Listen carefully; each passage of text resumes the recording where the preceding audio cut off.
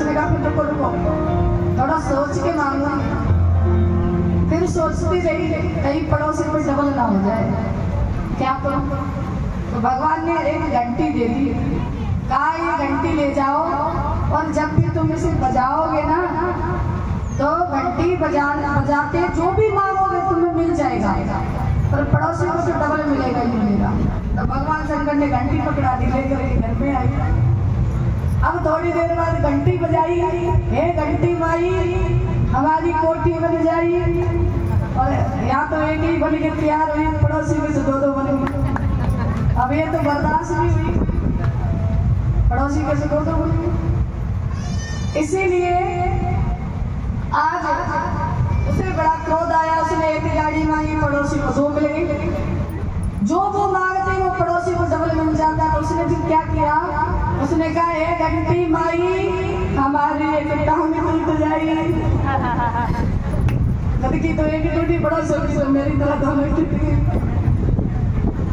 दूसरे फिर उसने कहा हे घंटी माई यहाँ आंगन में एक कुआं बन जाए।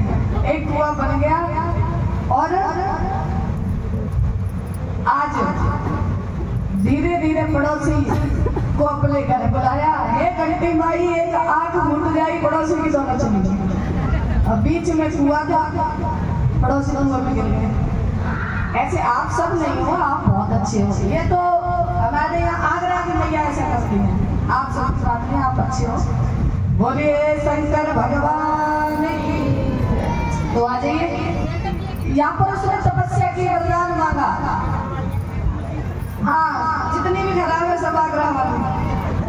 तो आज यहाँ पर तपस्या में वरदान मांगता है अंधकासुर।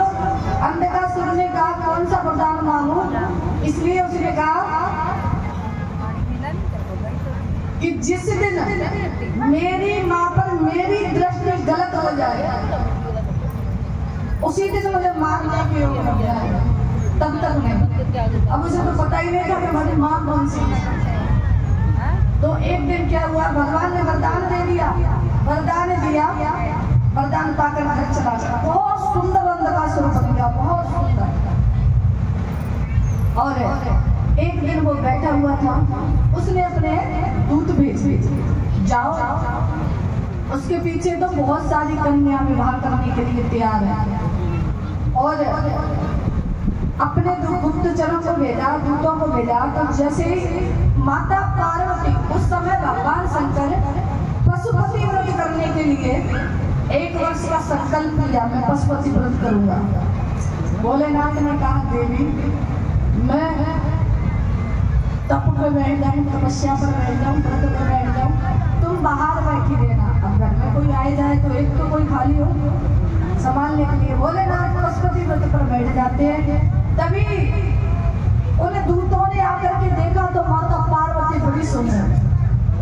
उन्होंने जा करके कह दिया अंधकासुर से, अरे तुम्हारे अगर जितने विवाह हुए ना, इनमें एक भी लड़की तुम्हारे लायक नहीं, क्योंकि तुम बहुत सुंदर हो।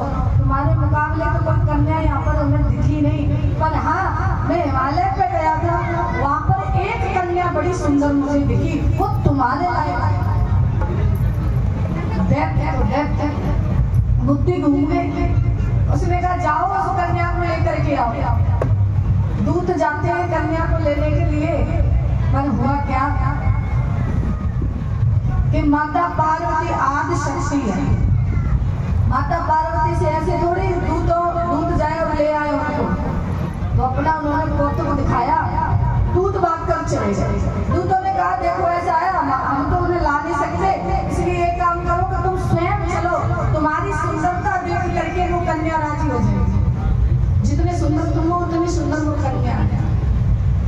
आज वो अंधकासुर आता है। जैसे ही अंधकासुर आया तो यहाँ पर माता पार्वती ने भगवान विष्णु को याद किया, क्योंकि संकट की घड़ी में वो ही बचा सकते हैं। भगवान विष्णु आए और आकर के युद्ध करने लग जाते हैं। युद्ध कर रहे हैं, अंधकासुर से युद्ध हो रहा है। जितनी भी अंधकासुर की सेना को वो चक्र से मारते हैं ना, और तभी तभी उनके गुरुदेव शुक्राचार्य जी संजीवनी बूटी से सबको जीवित कर देते, सबको जीवित कर देते। बड़े परेशान, युद्ध होता रहा। बाद में माता ने पूछा ये सेना मरने में क्यों नहीं आई? भगवान विष्णु कहते हैं मरे तो तब। ये भगवान शंकर के जो चेले हैं ना, इन्होंने परेशान कर रखा है, इन्होंने ऐसे ऐसे वरदान दिए। अब इनका वरदान है हम संजीवनी विद्या, और चेला किसके हो? शंकर जी। वो अपने चेले को कभी कुछ भी दे देते हैं। और अब वो मारे में लग रही, सब जनता जितनी मारते हो उतनी फिर वापस जीवित हो जाती है। तो करना क्या कि शुक्राचार्य जी को लेकर के आ गया। तो आगे से देखा भोलेनाथ की एक दिन की पूजा शेष बची है, बस बची। नंदी जी को उठाया गया, जाइए नंदी जी, और जाकर के शुक्राचार्य जी से मने कीजिए। नंदी भैया गए शुक्राचार्य जी को मने करने के लिए। शुक्राचार्य जी तो उनसे मिल गए, युद्ध करने लगे और बुरा हाल कर दिया। नंदी दौड़े वहां से आए, कहते माता हमारे बस की बात नहीं है, वो तो हमारी बहुत पिटाई की है। तो अब क्या करना है कि अब जो भी कुछ करेंगे तो भगवान शंकर ही करेंगे, क्योंकि चेला कितना भी बलवान हो जाए, पर गुरु जितना नहीं हो सकता। क्योंकि गुरु होता है और चेला होता है। इसीलिए भगवान शंकर ने कहा लेकर के आओ। अरे हमारे चेले के पास विद्या तो जरूर है, हम उसे मार तो हम नहीं भी सकते, लेके आओ। जैसे ही लेकर के आए शुक्राचार्य कहा, शुक्राचार्य जी को कहीं भी छोड़ा हुए तो जीवित कर ही देंगे। इसीलिए भगवान शंकर ने शुक्राचार्य को मुख में लील गए, पेट में चला गया शुक्राचार्य जी, और युद्ध कर रहे हैं। कौन युद्ध करते हैं? भगवान शंकर। किससे? अंधकासुर से। इसलिए हमारी पृथ्वी पर गलत दृष्टि डाली। पुत्र वधू भगिनी सुत नारी, रामचरितमानस में वर्णन आया है। 66 कन्या सम ये चाही, इन्हें वो दृष्टि विलोक है जोई, ताय बधै कछु पाप। अगर अपने भाई की पत्नी पर या अपने पुत्र की पत्नी पर या बहन पर या कन्या पर जो भी कोई गलत दृष्टि डाले, उसे मारने से कोई पाप नहीं लगता। ताई बधै कछु पाप न होई। ऐसे आताताई को तो मारने में ही भलाई है। तो आज भगवान शंकर को क्रोध है, युद्ध कर रहे हैं, और इतना युद्ध किया, भयानक इतना युद्ध किया, माता ने भी आज शक्तियों को प्रकट कर दिया। जितने भी भगवान विष्णु चक्र चला करके टुकड़े करते हैं, अब शुक्राचार्य जी को पेट में जीवित तो होने दें, जितने भी चक्र से वो काटते हैं, माता रक्त पीती जा रही है सबका। विकराल रूप मां ने ले लिया। भगवान शंकर युद्ध कर रहे हैं, पर हुआ क्या?